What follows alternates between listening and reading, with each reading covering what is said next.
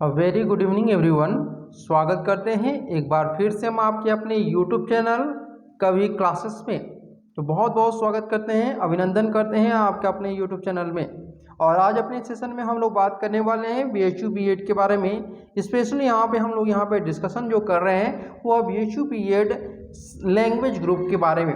यानी आज हम लोग का जो टॉपिक होगा बीएचयू बीएड में, जैसे आपको पता है कि 4 सब्जेक्ट ग्रुप होते हैं, तो इसमें हम लोग आज जो टॉपिक करने वाले हैं कवर करने वाले हैं लैंग्वेज ग्रुप का। तो जो भी अभ्यर्थी यहाँ पे लैंग्वेज ग्रुप के बारे में एकदम बिल्कुल विस्तार से जानना चाहते हैं, बीएचयू बीएड में लैंग्वेज ग्रुप में क्या सब्जेक्ट होता है, क्या क्या एग्जामिनेशन आपका पूछा जाता है, इसके अलावा सीटें कितनी होती हैं, फीस कितना लगता है 2 साल का, हॉस्टल अगर आप लेंगे तो हॉस्टल की फीस कितनी होती है, इन सभी चीज़ों के बारे में A to Z मैं आप लोग को बताने वाला हूं। तो बताने से पहले आप लोगों से एक रिक्वेस्ट करना चाहूँगा कि इस सेशन को तुरंत ही लाइक कर दीजिएगा। जब भी आप इस वीडियो को देखिएगा तो तुरंत इसको लाइक कर दीजिए, चाहे ऑनलाइन देखिए या फिर ऑफलाइन देखिए, ठीक है। तो लाइक करना मत भूलिएगा। अगर आप लाइक करेंगे तो जैसे कहा जाता है ना कि कर भला सो हो भला, तो अगर आप मेरी भलाई अगर आप लाइक करते हैं तो यानी एक तरह से आप किसी की भलाई कर रहे हैं, यानी मेरी भलाई कर रहे हैं। तो भगवान ऊपर से देख रहा है और आपको लाइक जरूर करेगा, यानी आपको परीक्षा जरूर पास कराएगा, इतनी गारंटी मैं लेता हूं। तो चलिए शुरू करते हैं आज अपने सेशन को। ध्यान से देखना मेरे बाबू, मेरे बच्चे। यहाँ पर बहुत सारे अभ्यर्थी यहाँ पे पूछ रहे हैं ना, बच्चों को तरह सवाल कर रहे हैं, बच्चों को पढ़ाने की ट्रेनिंग लेने जा रहे हैं और बच्चों तरह सवाल पूछ रहे हैं कि सर ये बताइए कि लैंग्वेज ग्रुप का जो कोर्स कोड है ना वो क्या है। अरे बेटा, जो कोर्स कोड है ना वो बीएचयू बीएड का सेम एक ही है, वह किसी पर्टिकुलर चीज के लिए नहीं बनाया गया है कि यह मैथ का है, यह लैंग्वेज का है, और मैं तुमको सामाजिक विज्ञान दे दूँ, सोशल साइंस का दे दूँ। ये किसी के लिए नहीं बनाया गया है मेरे बेटे, मेरे बाबू। यह जो बनाया गया है वह सभी के लिए, आप चाहे लैंग्वेज को हो, साइंस के हो, सोशल साइंस को या फिर मैथ के लिए, तो सभी के लिए आपका PGQP 74 है। अब यहाँ पे बच्चों की तरह सवाल कर रहे हो कि सर इसका बताइए कि लैंग्वेज ग्रुप का क्या होगा कोड। अरे भाई, आप बच्चों की तरफ क्यों प्रश्न पूछ रहे हो? आप लोग बड़े हो चुके हो, मैच्योर हो चुके हो, फिर भी प्रश्न ऐसा पूछते हो। चलो फिर भी मेरा काम है बताने का, तो मैं बता देता हूँ। अब यहाँ पे ध्यान दीजिएगा कि जो लैंग्वेज ग्रुप है ना उसमें क्या क्या आपको पढ़ना है और उसका एग्जाम पैटर्न क्या होता है, सिलेबस में क्या क्या चेंजेस किए गए हैं। देखिए यहाँ पे जो एनटीए है वो आपके जो जीवन है ना, कह सकते हैं फ्यूचर है, उसके साथ लगातार खिलवाड़ कर रहा है। जैसे वो जो पुराना पैटर्न था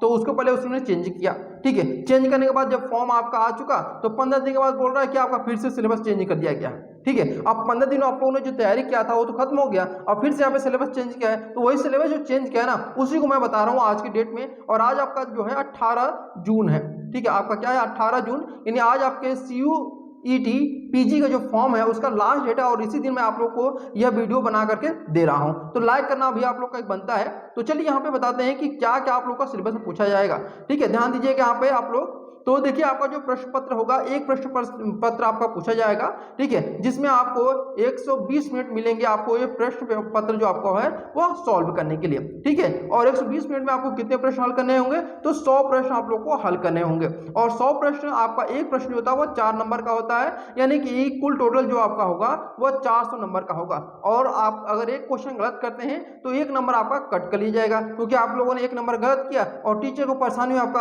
यहाँ पे आंसर जांचने के लिए, तो उसने क्या किया, क्या खामियाजा के तौर पर आपसे 1 नंबर कट कर लिया।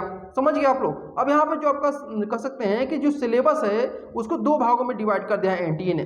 साफ तौर को बोल दिया कि आपको मेहनत और भी करनी है। समझ गए आप लोग? तो जो भी यहाँ पे काम चोरी करेगा, जो लाइक नहीं करेगा, फिर वो तो दरकिनार हो जाएगा इससे। तो मेहनत करिए, लाइक करते रहिए और इस सेशन को आप लोग शेयर भी करते रहिए। चलिए यहाँ पे देखिए सिलेबस जो आपका है इसको 2 पार्ट में डिवाइड कर दिया गया है। सेक्शन ए जो कि आपका कंपलसरी है, सेक्शन बी जो आपका ऑप्शनल है। सेक्शन ए मैं यहाँ पे कंपलसरी इसलिए कर रहा हूँ कि चाहे आप किसी भी सब्जेक्ट ग्रुप के हो, आपको सेक्शन ए का पेपर देना होगा। और सेक्शन ए में कितने प्रश्न पूछे जाते हैं? तो 25 प्रश्न आप लोगों से पूछे जाते हैं। वही सेक्शन बी में आपके 75 प्रश्न आपके पूछे जाएंगे। समझ गए आप लोग? तो चलिए यहाँ तक उम्मीद करते हैं समझ गए होंगे, यहाँ तक कोई भी प्रश्न आप लोग का नहीं होगा।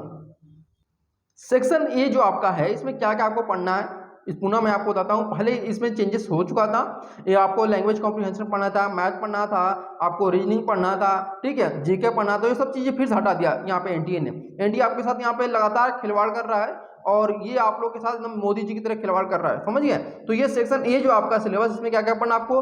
Teaching aptitude, current education scenario और रीजनिंग पढ़ना है। समझ गए? ये 3 सब्जेक्ट पढ़ना है और इन तीनों सब्जेक्ट से आपके 25 प्रश्न तैयार किए जाएंगे। समझ गए आप लोग? यानी कि ये 3 सब्जेक्ट से ही आपके 25 प्रश्नों को तैयार किया जाएगा।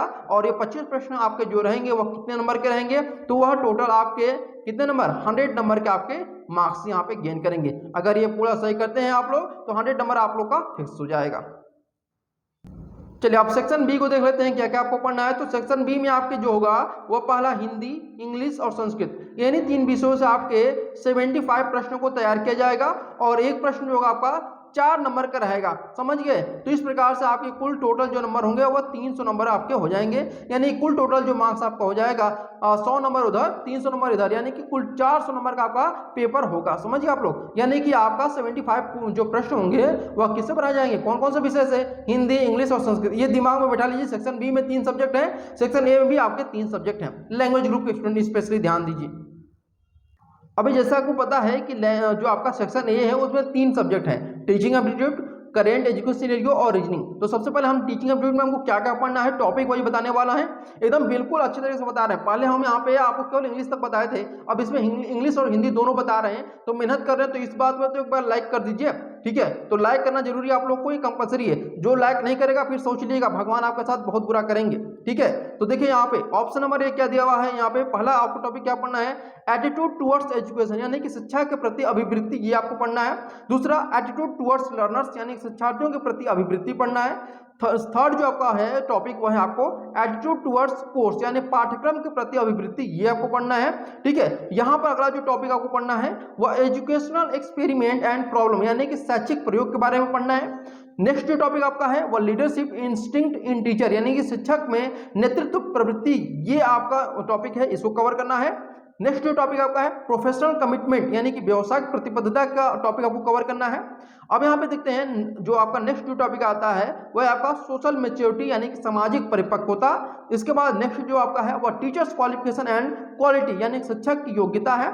नेक्स्ट जो टॉपिक आपका है टीचिंग प्रोफेशन, यानी शिक्षण व्यवसाय है। नेक्स्ट जो टॉपिक आपका है वह आपका इंटरपर्सनल रिलेशनशिप, यानी कि अंतःवैयक्तिक संबंध आता है, ठीक है। और इसके बाद जो आपका टॉपिक आएगा वह है आपका आइडिया कम्युनिकेशन, यानी कि विचार संप्रेषण। नेक्स्ट जो टॉपिक आपका है अलर्टनेस, यानी कि सजगता। फिर यहाँ पे नेक्स्ट टॉपिक आपका है वो स्कूल एडमिनिस्ट्रेशन, यानी कि विद्यालय की जो प्रशासनिक व्यवस्था होती है उसके बारे में आपको पढ़ना है। फिर नेक्स्ट जो आपका है वो इंपॉर्टेंट इंस्टीट्यूशंस, यानी कि शैक्षणिक संस्थान के बारे में। फिर नेक्स्ट जो आपका है वो मिसलिनियस, यानी कुछ आपके मिक्स क्वेश्चन भी आप लोगों से पूछे जा सकते हैं। अब रीजनिंग में देखते चलिए कौन सा आपको टॉपिक पढ़ना है रीजनिंग में, जो कि आपका सेक्शन ए का ही ये आपका भाग है, ध्यान रखिएगा सेक्शन ए का ही ये अभी मैं बता रहा हूँ। टीचिंग एप्टीट्यूड बता दिया, रीजनिंग बताने वाला हूँ। इसमें आपका एनोलॉजी टेस्ट, क्लासिफिकेशन, सीरीज और नेक्स्ट जो टॉपिक आपको पढ़ना है वह कौन सा आपका रहेगा, तो वह रहेगा आपका कोडिंग डिकोडिंग। फिर अल्फाबेट टेस्ट, आपका सांकेतिक भाषा परीक्षण, वर्णमाला परीक्षण, रक्त संबंध, ठीक है। क्योंकि यहाँ पे हिंदी संस्कृत के विद्यार्थी अधिक हैं इसलिए मैं हिंदी में ले रहा हूँ नाम। क्रम परीक्षण रहेगा और क्रम व्यवस्था रहेगा यहाँ पे टॉपिक। इसके बाद जो आपको टॉपिक पढ़ना है वो बहुत इंपॉर्टेंट टॉपिक आपका है वह है लुप्त संख्या, जिसको हम मिसिंग नंबर बोलते हैं। न्याय निगमन, यानी कि सिलोजिज्म। कथन और निष्कर्ष, यानी कि स्टेटमेंट एंड कंक्लूजन। कैलेंडर, यानी कि आपका कैलेंडर रहेगा। घड़ी, यानी कि क्लॉक वाला रहेगा ऑप्शन। अब बात करते हैं हम लोग यहाँ पर current educational scenario topic wise यहाँ पे सिलेबस। तो सबसे पहले आपका है एनईपी, यानी कि नेशनल एजुकेशन, जो आपका पॉलिसी है एजुकेशन संबंधित, जो आपके 3 पॉलिसी आ गए हैं 68 में, 86 में, आपका 92 में आया था, 2020 में आया है, इनके बारे में आपको पढ़ना है। करेंट एजुकेशन रैंकिंग, यानी कि जो आपकी NIRF के द्वारा या फिर अलग इंस्टीट्यूशन के द्वारा रैंकिंग जारी की तो उसको पढ़ना है। वीसी और उनके फाउंडर ऑफ यूनिवर्सिटी, यानी कि जो विश्वविद्यालय उनके फाउंडर और उनके जो पहले वीसी थे उनके बारे में। इंपॉर्टेंट एजुकेशनल इंस्टीट्यूशन के बारे में पढ़ना है आपको। मिनिस्टर्स रिलेटेड टू एजुकेशन, यानी कि शिक्षा से संबंधित जो मंत्री हैं उनके बारे में पढ़ना है। अब यहाँ पे आपका आता है number revolutions related to education, यानी कि एजुकेशन संबंधित जो क्रांतियां हो चुकी हैं उनके बारे में। Important course related to education, यानी कि जो आपके एजुकेशन संबंधित जो आपके महत्वपूर्ण कोर्स है उनको आपको पढ़ना है। Books and newspaper related to education, यानी कि एजुकेशन संबंधित जो आपके न्यूज पेपर और किताबें हैं उनको कवर करना है। और इसके बाद जो आपका है एजुकेशन इन ब्रिटिश इंडिया, यानी कि ब्रिटिश इंडिया में जो शिक्षा का स्तर था वह कैसा था, इसके बारे में आपको यहाँ पे जानकारी हासिल करनी है। अब हम लोग बात करेंगे यहाँ पर जो लैंग्वेज ग्रुप है, इसमें आपका जो सेकंड पार्ट है 75 जो क्वेश्चन बनेंगे, इसमें 3 सब्जेक्ट होते हैं, हिंदी, इंग्लिश, संस्कृत। तो पहले हम लोग हिंदी से शुरुआत करते हैं। तो हिंदी में आपका ध्यानपूर्वक देखते रहिएगा, यहाँ पे वर्णमाला रहेगा, काल, अव्यय, वाक्य रचना, वाक्यांशों के लिए एक शब्द ये रहेगा। इसके बाद जो आपका नंबर आता है वो मुहावरे, तलोक्तियां, समास, संधि और रस, ये आपके महत्वपूर्ण टॉपिक है हिंदी से।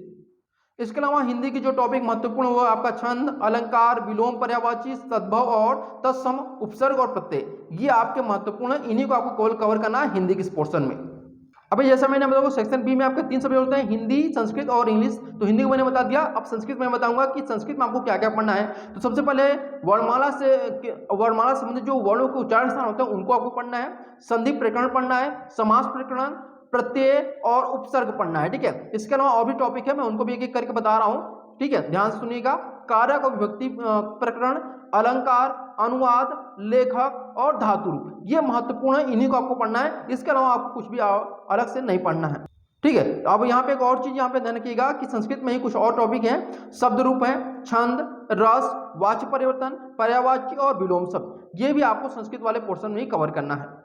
इंग्लिश वाले टॉपिक में आज ध्यान दीजिएगा कि इंग्लिश में आपको क्या क्या कवर करना है। तो parts of speech, figure of speech, tense, sentence structure, voice, narration, misspelled, ये आपको कवर करने हैं। इसके अलावा यहाँ पर फिक्स प्रीपोजिशन, एंटोनिम्स और सिनोनिम्स, यही आपको टॉपिक जो है वह इंग्लिश वाले पोर्शन में आपको कंप्लीट करना है। और यहाँ पे क्वेश्चन कई बार पूछा जाता है कि सर हम तो ऑनर्स हमारा बीए में क्या है, ऑनर्स हमारा इंग्लिश है, ठीक है, इंग्लिश हमने बीए में लिया हुआ था, तो क्या हमें संस्कृत भी पढ़ना पड़ेगा, हिंदी पढ़ना पड़ेगा? बिल्कुल, अगर आप इंग्लिश से हैं तो आपको संस्कृत और हिंदी पढ़ना पड़ेगा। अगर आप यहाँ पर बीए किससे हैं, हिंदी से हैं, तो भी आपको क्या पढ़ना पड़ेगा, यहाँ पर इंग्लिश और संस्कृत पढ़ना पड़ेगा। अगर आप बीए यहाँ पर संस्कृत से हैं, ठीक है, तो भी आपको क्या पढ़ना पड़ेगा, हिंदी और इंग्लिश पढ़ना पड़ेगा। यानी कि तीनों विषय आप लोग कंपलसरी है, चाहे आप लोड करके पढ़िए या फिर जग कर रात भर पढ़िए, किसी भी हाल में आपको ये पढ़ना ही है। और 75 क्वेश्चन आपके इन्हीं तीनों से पूछे जाएंगे। तो समझिए आप लोग, उम्मीद करते हैं सारी चीजें आप लोग क्लियर चुकी होंगी। अगर अभी तक आप लोगों ने लाइक नहीं किया है तो सेशन को लाइक कर दीजिएगा। मैं बार बार चिल्ला कर बोल रहा हूँ, लाइक इसलिए करने कर रहा हूँ क्योंकि आप लोग देख लेते हैं व्यूज बहुत ज्यादा होते हैं लेकिन लाइक की संख्या बहुत कम होती है। तो ये बहुत ज्यादा अनाइंसाफी कर रहे हैं आप लोग, देखिए मेरे साथ, ठीक है।